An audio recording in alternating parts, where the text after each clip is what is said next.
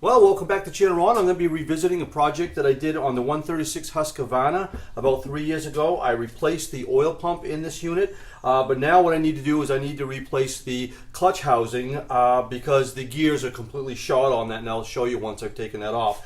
While I'm in there, I'm going to go ahead and replace the oil pump. There's nothing wrong with the oil pump, but if I'm going to tear this all apart, the oil pump came with a new clutch housing and a new clutch, so I'm going to go ahead and replace that as well. Also have the roller bearing that I'm going to be replacing as well, so we're going to go ahead and do that. So let's go ahead and get started. But before we do that, one of the things I had done on the last one is I was actually using a tool for my side grinder to remove the clutch. Well, I went ahead and actually bought the right tool to remove the clutch this time. So we're going to go ahead and use the right tool rather than the wrong tool. It worked, but we want to use the right tool for that. So let's go ahead and get started. Okay, so just like the last time, first thing we need to do is we need to remove the side cover here so we can expose the clutch. And there's going to be a couple of nuts there. Just need to remove those.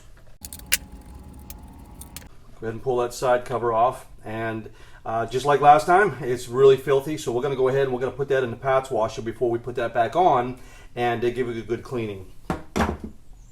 Now we've exposed the bar, and we're going to go ahead and pull that off there, get the chain off there. Next, we're going to remove this top cover, and it's a T25. Should pop right out of there. Again, I might even clean this all up, put it in the parts washer, and get that cleaned up too. Next, we're going to want to remove the spark plug. Now, in order to get this clutch off, we need to keep that motor from spinning. So all you need to do is make sure that the piston is all the way down. Just put something in there, turn it down until it's on the bottom, and then just take a piece of rope, twine, and you want to just kind of push it in there. And all that's going to do is it's going to keep the piston from coming up and rotating so you can remove the clutch. Pretty simple. Just kind of stuff that in there.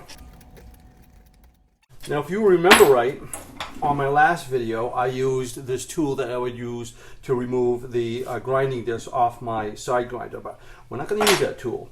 I went ahead and I bought the correct tool, and all that does is that just kind of sits in there like that, and you can remove it. Now, this is reverse threading. In other words, instead of loosening it, turning it left to loosening it, you're going to be turning it right to take it off. So just go like that. It should spin right off there, just like that. Not going to need that one. There's going to be a washer there. You're going to need that. And there it is. Check out the teeth on that. Teeth are completely destroyed. So that's what we're going to be replacing. Now, I could just replace the clutch housing, but I'm going to replace the whole thing itself. And you've got another washer down on the bottom. You want to make sure that you keep that up to the side as well. All right, so now what we're going to need to do is we're going to need to remove this oiler plate here. And on this particular saw, it does not have a screw. It just has a little tab that kind of clips in there. So we need to kind of move that tab off to one side, and that should pop right out of there.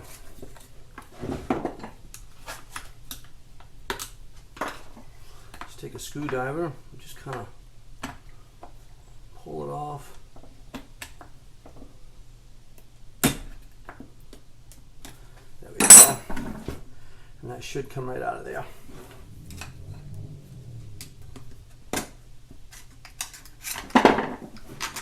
There we go, just like that.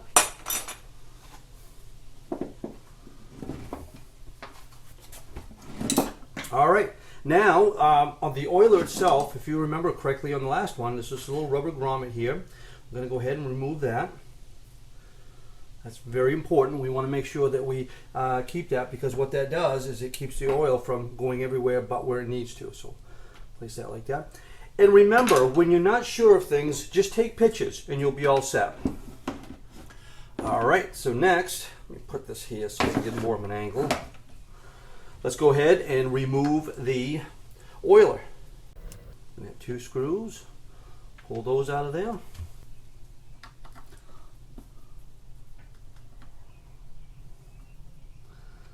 Remove that one. And you should be able to just pop that out. Now this is only, like I say, maybe 3 years old when I did the first video. So it's really not in bad shape. But the kit came with a new oiler, so I'm going to go ahead and put it in. Alright, so before I go any further, I'm going to go ahead and I'm going to take this over into the parts washer and I want to clean it up. Alright, now if you don't have a parts washer, that's okay. You can do this with just a can of degreaser or something like that.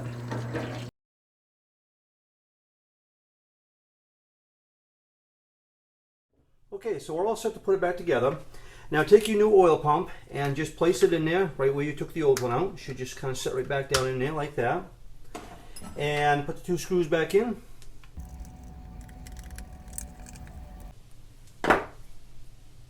And you remember that little grommet there that diverts the oil. You want to make sure that goes back in there.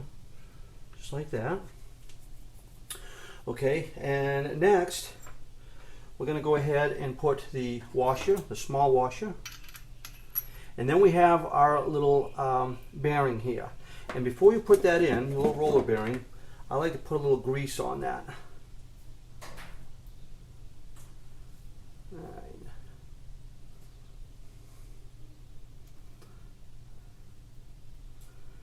There we go. Slide that on.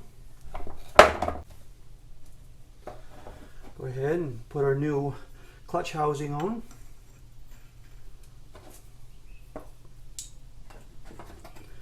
Then don't forget the washer, and then the brand new clutch itself. Now again, you're going to be going in the reverse direction, just like that. Go ahead and take your new tool if you have it. Put that on there.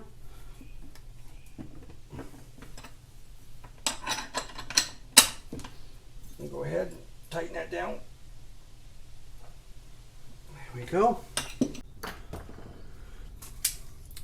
Alright, on this plate, I forgot to mention that little tab that you had bent, you want to bend that back down because that's what holds it in there. The other saw that I have, the screw holds it. This one here, there's just a little tab right there that kind of holds them in there. So just kind of bend that back down. And you should be able to just slide that back in, just like that. And that's what kind of holds it from kicking back out. Let's go ahead and put it back together. Go ahead and put our bar back on.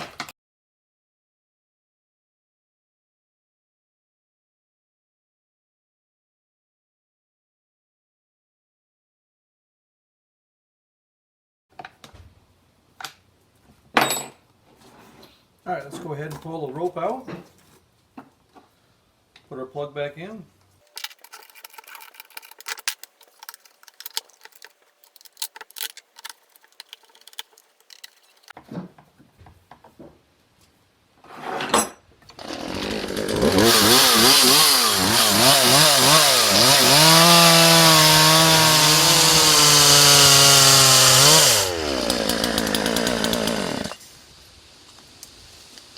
Well, there it is, all set. The new clutch is all installed, the new oil pump. Didn't need to put the oil pump, but I did anyways because it came with the kit. So I'm back up and running. Not a whole lot to these saws. I mean, everything you can get online for relatively next to nothing. So I hope this helps you with your chainsaw problem. And again, this is just an update of the one I had done years ago using the proper tool to remove the clutch. Thanks a lot for watching, and we'll see you in the next one.